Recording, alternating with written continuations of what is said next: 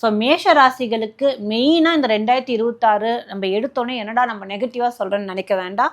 உறவுகளில் ரொம்ப ஜாக்கிரதையாக இருக்கணும். ஏன்னா இந்த 2026 அப்படிங்கிறது உங்களுக்கு ரிலேஷன்ஷிப்பில் பெரிய அளவுக்கு ஒரு இஷ்யூஸை கொண்டு வரும். ப்ரொவைடட் உங்களோட சார்ட்டில் உங்களுக்கான தசா புத்திகள் எப்படி இருக்குன்னு பார்த்து தெரிஞ்சுக்கோங்க. இந்த டைம் பீரியட் உங்களுக்கு எத்தனை மாதம் வரைக்கும் இந்த வருட காலத்தில் இருக்குன்னு பார்த்தீங்கன்னா ஜூலை மந்த் வரைக்கும் மேஷராசி நேயர்கள் ரொம்ப கேர்ஃபுல்லாக இருக்கணும் ரிலேஷன்ஷிப்பில். அதுக்கப்புறம் வரக்கூடிய உங்களுக்கான காதல் ஆகட்டும், திருமணம் ஆகட்டும், திருமணத்துக்கு அப்புறம் இருக்கக்கூடிய உங்களோட உறவு முறைகள், உங்களோட இன்லாஸ் இருக்கக்கூடிய இந்த விஷயங்கள் எல்லாமே கொஞ்சம் பார்த்து ஏதாவது நம்ம பேசணும்னா கூட கவனமாக பேசுறது அப்படிங்கிறது நல்லதுங்க.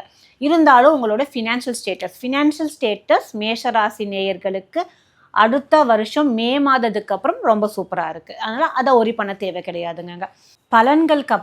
பலன்கள்லாம் தெரிஞ்சுக்கிட்டோம். இது ஓகே, இதில் பாசிட்டிவ் இருக்குது, நெகட்டிவ் இருக்குது. ஆனால் இந்த நெகட்டிவை பாசிட்டிவாக எப்படி பண்ணிக்கிறது அப்படிங்கிறது கண்டிப்பாக தெரியணும் இல்லையா? ஸோ கண்டிப்பாங்க இந்த 2026 இந்த 12 ராசிகளுக்கும் உங்களுக்கான பரிகாரங்கள் என்ன அப்படிங்கிறதான் இப்போ நான் சொல்கிறேன்.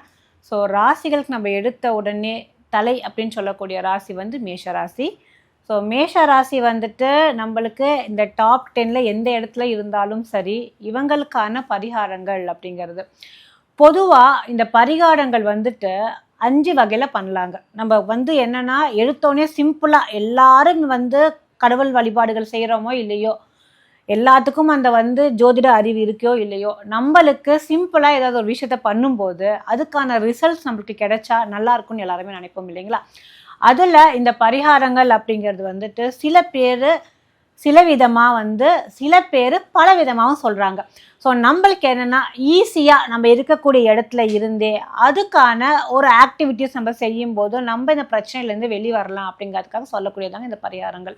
ஸோ இந்த பரிகாரங்கள் அப்படிங்கிறது மேஷ ராசிக்கு பொறுத்த வரைக்கும் எப்பயுமே மேஷத்துக்கு அவங்களுக்கு அவங்களோட ராசியில் நட்சத்திரம் மேஷத்தில் எந்த நட்சத்திரம் இருந்தாலுமே அதில் இருந்து 9ஆம் அதிபதின்னு சொல்லக்கூடிய ராசிநாதன் யார் அப்படின்னு பார்த்தீங்கன்னா குரு பகவான். ஸோ மேஷ ராசி பொறுத்த வரைக்கும் குரு பகவானோட வழிபாடு வியாழக்கிழமை தோறும், ரைட்டுங்களா? வியாழக்கிழமை இந்த நேரத்தில் காலையில் வரக்கூடிய குருநாள் அன்னைக்கு குருவோட ஹோரையில், அது காலையில் ஆனாலும் சரி சாயந்தரம் ஆனாலும் சரி, சுண்டல் மாலை கொண்டு போய் நீங்கள் குரு பகவானுக்கு 12 மாதங்களும் மாதத்துக்கு ஒரு முறை செய்தால் போதும். உங்களுக்கான பரிகாரங்கள் அப்படிங்கிறது உறவு முறைகளை நான் சொல்லியிருப்பேன். ஃபினான்ஷியலாகவும் சரி உங்களுக்கு இந்த பரிகாரங்கள் செஞ்சால் ரொம்ப சூப்பராக இருக்கும்.